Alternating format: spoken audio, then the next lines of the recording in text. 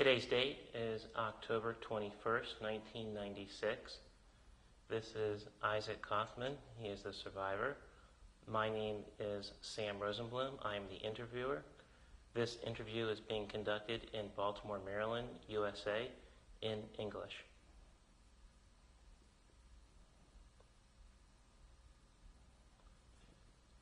Today's date is October 21st, 1996. This is Izak Kaufman. He is the survivor. My name is Sam Rosenblum. I am the interviewer. This interview is being conducted in Baltimore, Maryland, USA, and this interview is conducted in English.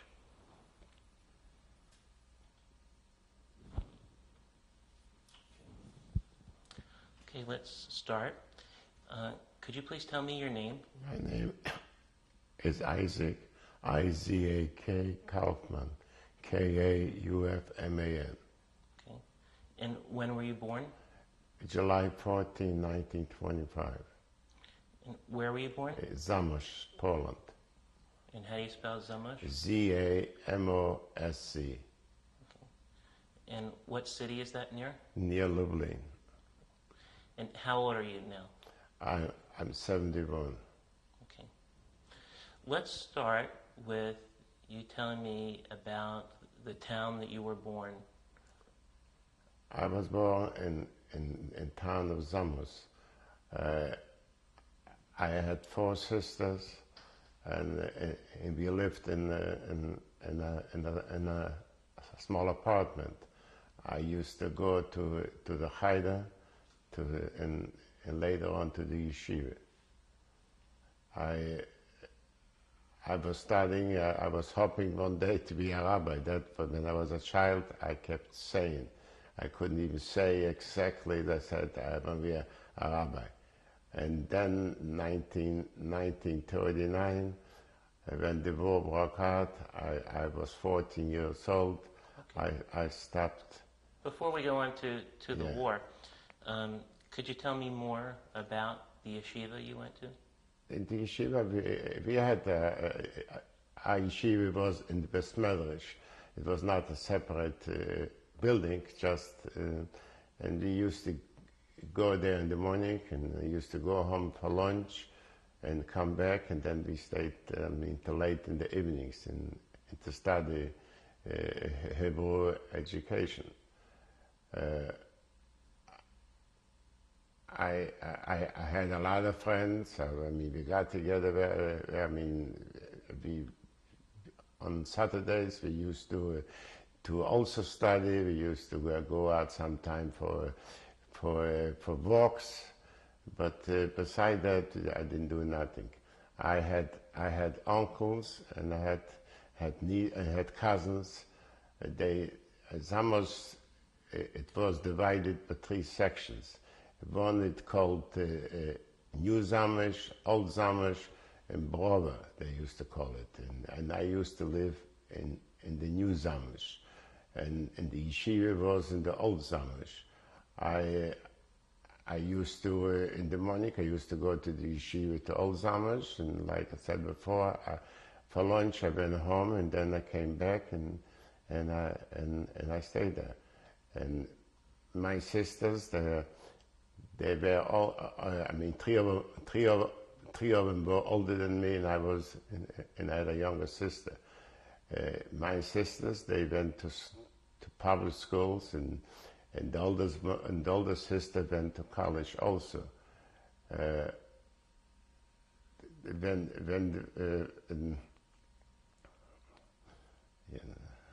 You tell me the names of your sisters? My oldest sister was named Serke, and the other sister was Shebe, and my 3rd sister was Yocheved, and my younger sister was Baracha.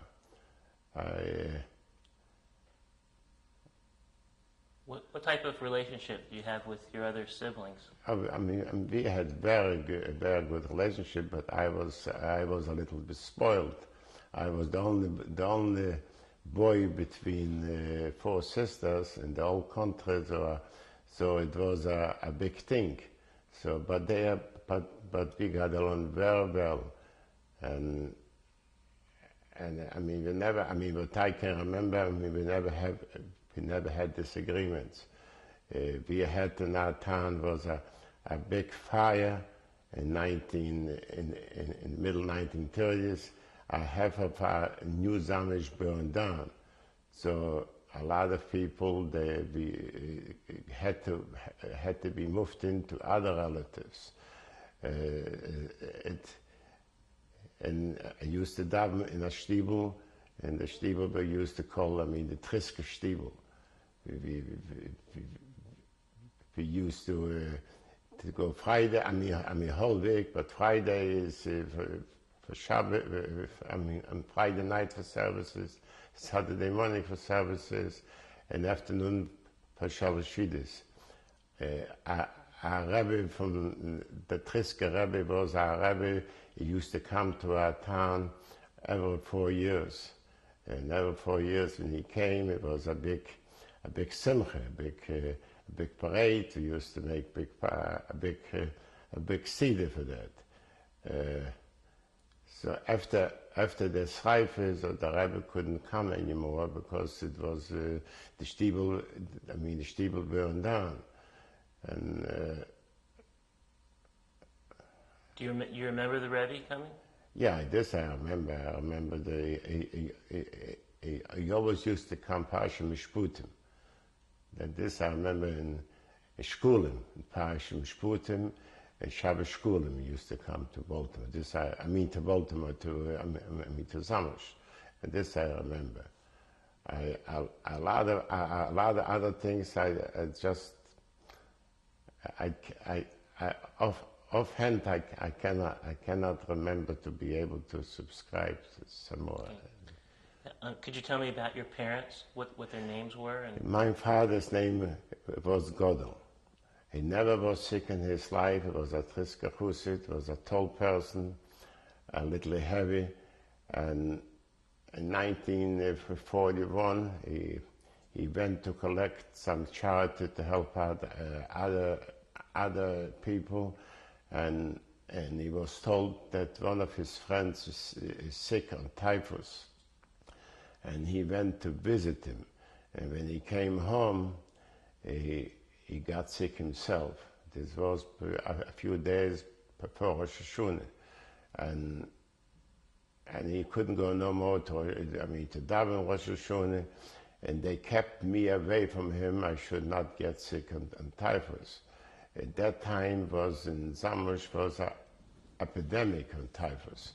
So they closed up a whole block and they made a quarantine, a hospital for the sick people. So whoever got sick, they took to that hospital. But my father had special preferences, and they did not take him there, and he stayed home. This went on till Sikis. The first day, a day before Sikis, we saw that he's not getting better; it's getting worse. So I got closer to him. They let me to get closer to him. And the first day of Sukkot, he passed away. And after he passed away, and the funeral was in the same day, like in the old country used to be in the same day. And usually they don't make no hespits, eulogies on Yom Tov, but during that time they make an exception. And when we came back from the funeral, that I got sick. And when the doctor came to see me, and he saw that I got sick, so they didn't allow me to stay anymore at home. They took me to the quarantine, and they allowed my older sister to stay to be a helping nurse for me. I remember when I was during the night, I had high fever, and my sister was crying, and she called in another doctor, and they decided to give me a injection.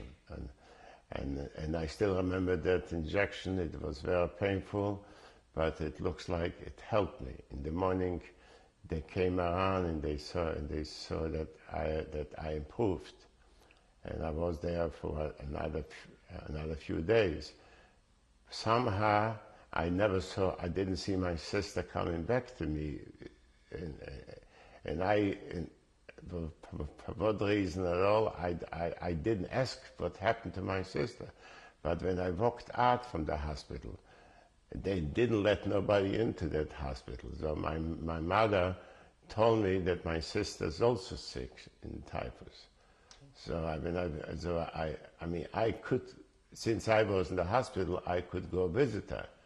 When I went in to visit her, and when she saw me that I was already feeling better, I remember when she couldn't laugh, but her face got very happy to see me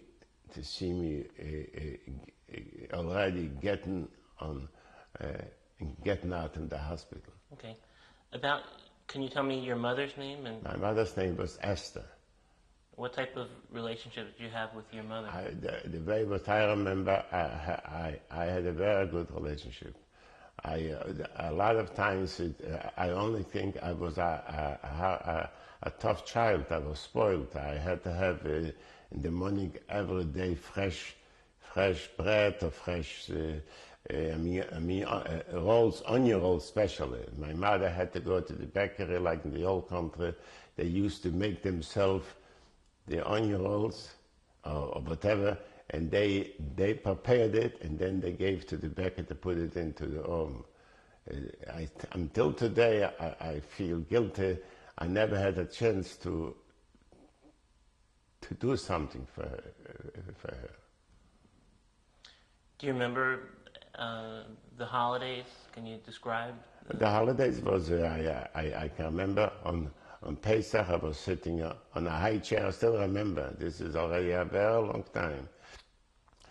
And I was sitting next to my father. Was sitting at Pesach. My father didn't eat regular matzahs. He had to have shmir matzahs. So we all couldn't eat all of us had to keep him in company that he should be able to observe his style of feeding. And can you remember Shabbos, what that was like? Shabbos was, we always had I would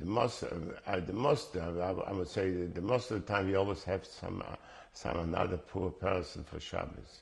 Either one or two. My father wouldn't go home from shul to leave somebody in shul, in the shtibel, that somebody shouldn't have something, some Shabbos meals.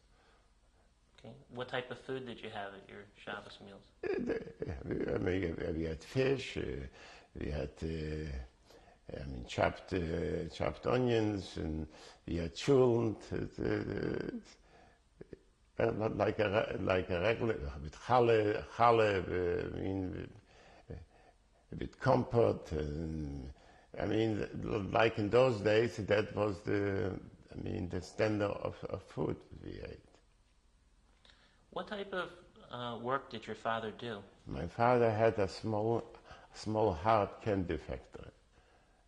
We had it in our own apartment. It wasn't. It was not a big factory, but somehow we made a living out of it. We were considered there not poor people, but according to that standard. But rich we were not. Can you describe to me what type of candy and how it was made? It was made, hard candy is made for sugar and syrup. We have to, the syrup has to cook so long with the syrup. The liquid has to be, when you take it out to taste it, to try it out, if it's already finished, it shouldn't break. It should break right away. It means it's already finished. And we used to have machines which we rolled it. We put it from one side and with a handle. It used to be a certain forms that used to with a handle used to turn around, and it came out on the other side. It came out the candies. And later, after it cooled off, it got a little bit harder. So then we used to cover that with paper wrappings, and then put it into castles, to containers, and this was Did your father employ anyone, or? No, we did not employ it. My sisters, my mother and my sisters used to help him. Did you do any help? I went to the yeshiva. They didn't. Okay. So, what type of education did you have in addition to yeshiva? I had private education. I had six. I would consider them sixth grade secular education. Because my father wouldn't let me to go to public school, because in public school you had to sit without a yarmulke, so that was, and even it was a law you had to go, but my father paid fines a lot of times not to send me to school. Do you remember the outbreak of the war? Sure, I remember 1930 times, September the 1st. I remember the war broke out. It was very scary. Right away, the airplanes right away bombardiert our town, and it was right away casualties. I don't remember exactly how many, but it was right away casualties. And from that day on, I stopped. I didn't go no more to yeshiva, and it became a panic. And most people from the city, they ran away from the city to the villages. Right away on Saturday night, we rented a horse and wagon, and we also ran away to a village. The roads was full with people which they tried to run away from the city. And we were there till the Germans occupied our town, and then we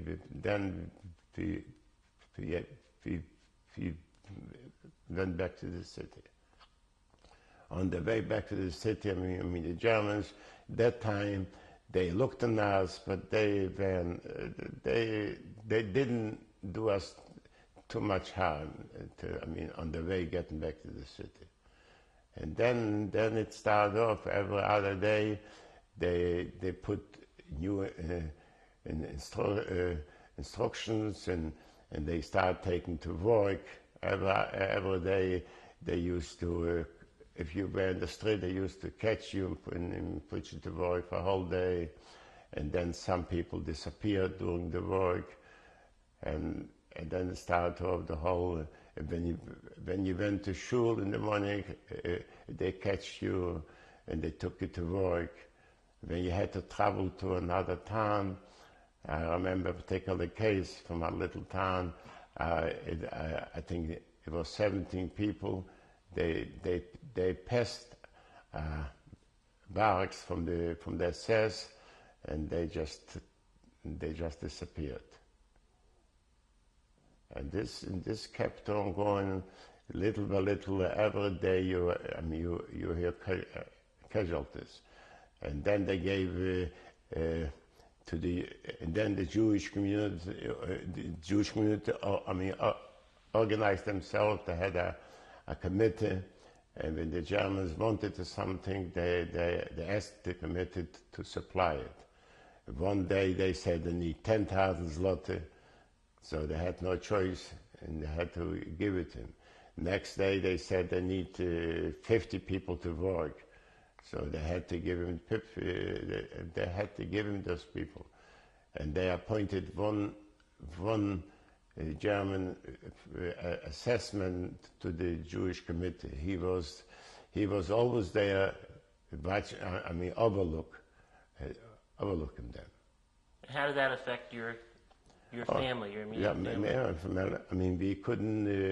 Everything what we did, we had to do on the black market. We had to survive. So we used to make hard candy, which was not allowed. We used to have to buy sugar on the black market, and we used to do the work, especially in nighttime. Nobody should be able to find out. I remember one particular time we bought sugar. For that purpose, and we hid the sugar somewhere. And looks like some spy, a Polish spy, which worked for the German police. He told the police that we just got in sugar, and the police came to our house. And they asked, "Where's that sugar?" And we couldn't tell them. They kept beating my father unmerciful. I mean, and I had to, my sister started screaming, they beat her up. They beat him so, but only my father was lucky. He said he already sold the sugar, and he has the money. So he gave them the money, and this is one from an exception, which they didn't take the person in prison, and they let my father stay home. After they left, his whole body was bruised. That's very hard to subscribe how it looked.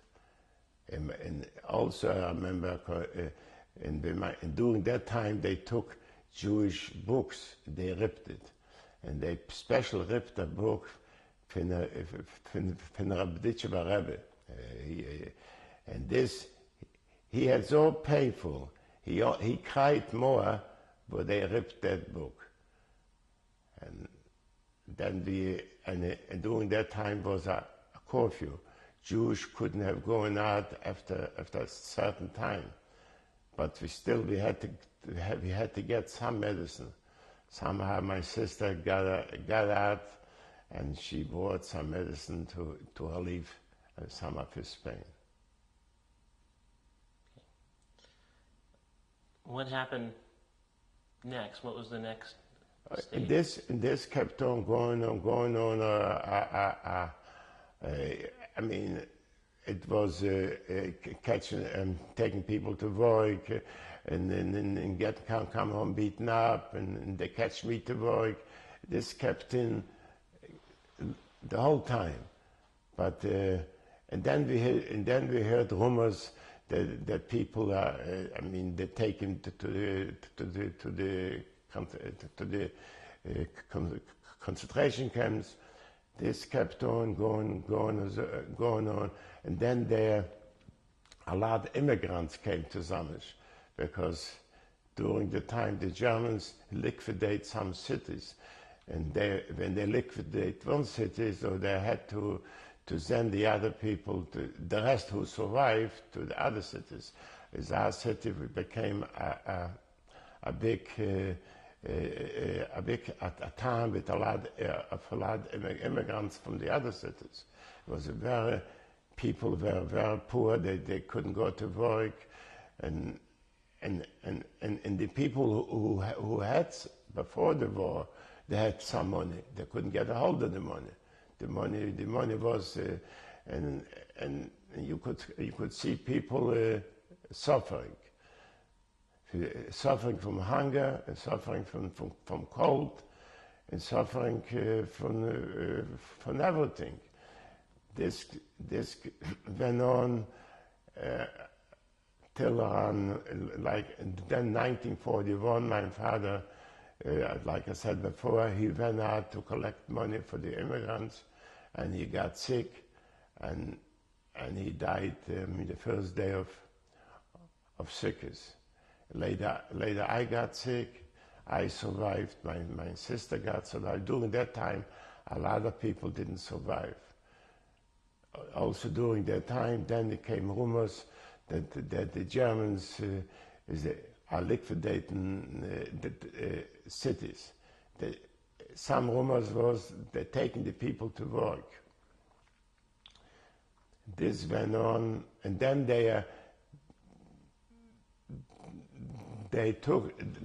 make tasks to leave our apartments, and we had to move into another apartments. That they tried to squeeze, to have all the Jewish people, closer to each other.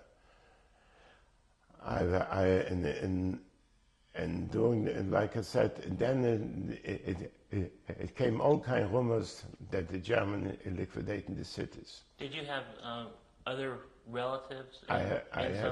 So yeah, that's the one I'm trying to. 1942, the first big Iran. It was 2 days after Pesach. I remember. It was a rumor. The rumor was going around. It's going to happen.